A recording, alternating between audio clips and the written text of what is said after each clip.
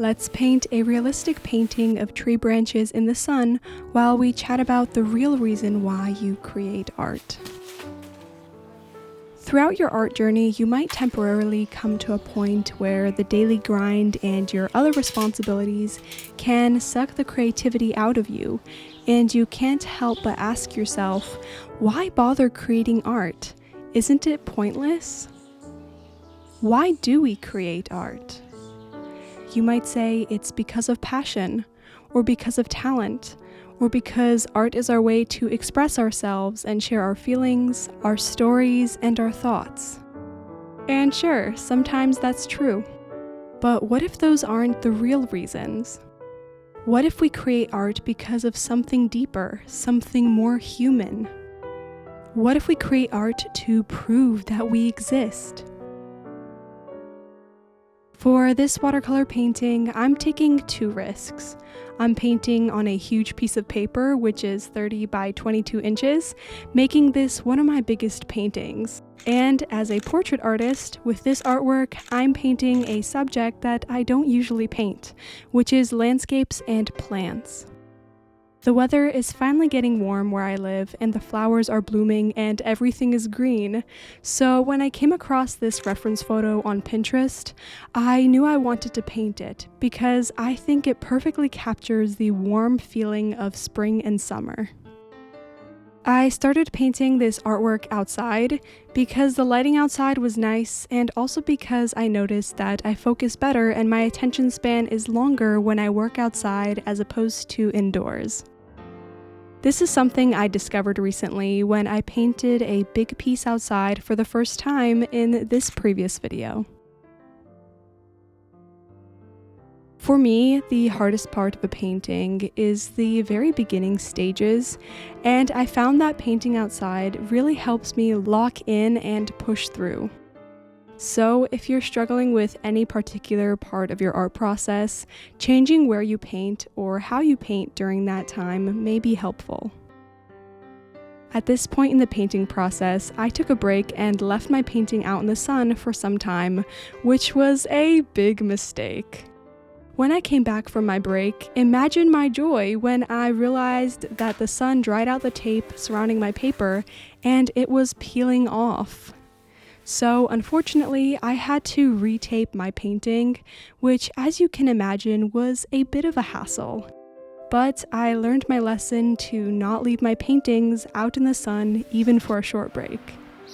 This actually was a blessing in disguise because when I came back from retaping my painting, I decided to move my art setup onto the table. Before, I was painting on the ground, which, as you can imagine, really hurt my back, and also my wrist for some reason, probably because I was leaning my body weight on it for hours.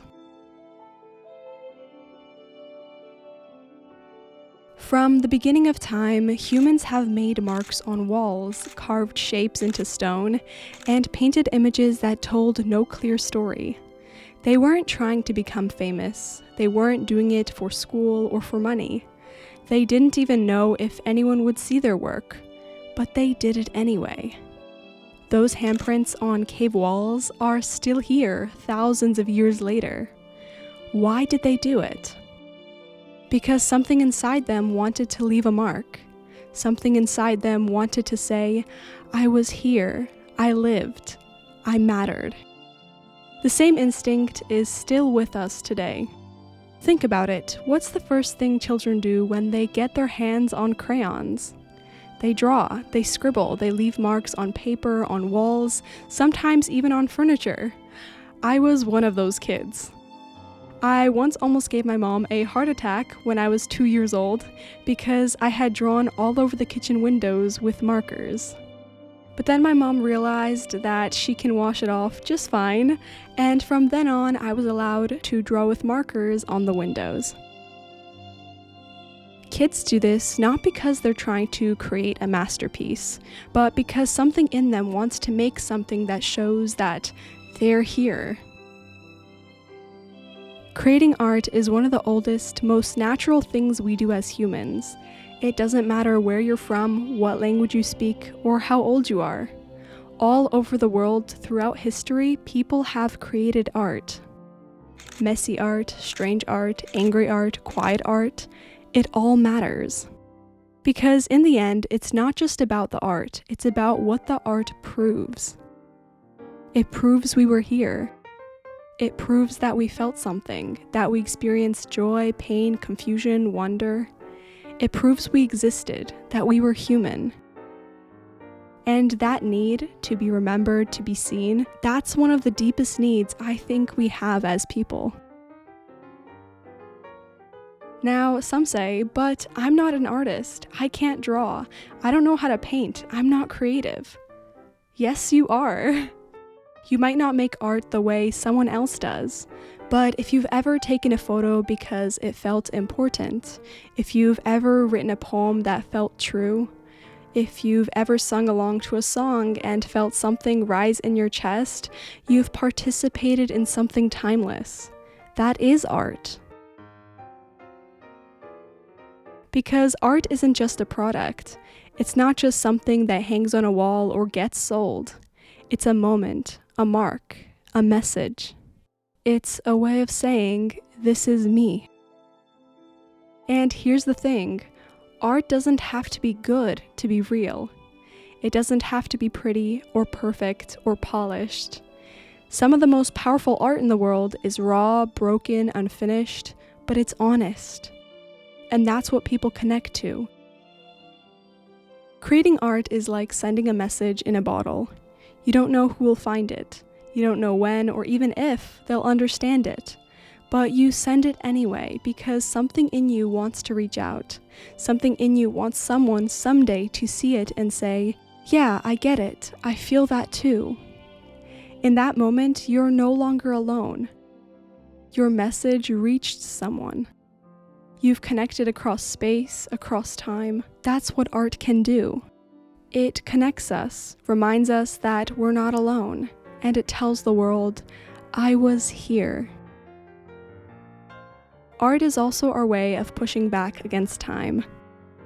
Think about how quickly everything disappears. Buildings fall, people forget, memories fade, and life moves on. Even our own thoughts change from one day to the next. But art stays. A poem, a painting, a song, these things carry a piece of us forward. Even if the world changes or we simply change, our art holds a trace of who we were. It's like a footprint left in wet cement. It stays long after we're gone. When you make art, you're saying to the world, you can't erase me, I was here, and this is proof. We don't just create art because we're passionate. We don't just create it because we're talented. And it's not always about expressing feelings in a clear way.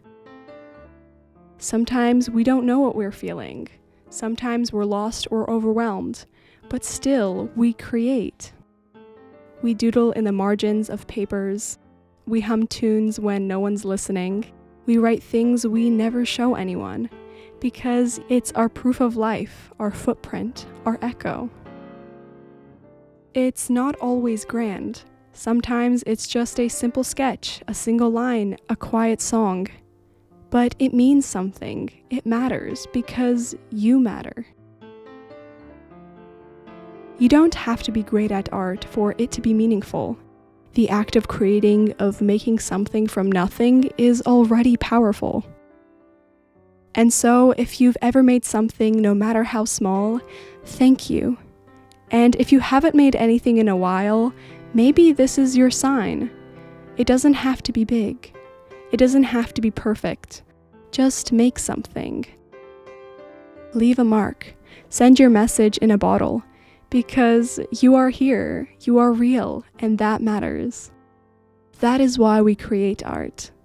If anything in this video was helpful and speaks to you, please leave a like and share your thoughts in the comments down below. Thank you for watching.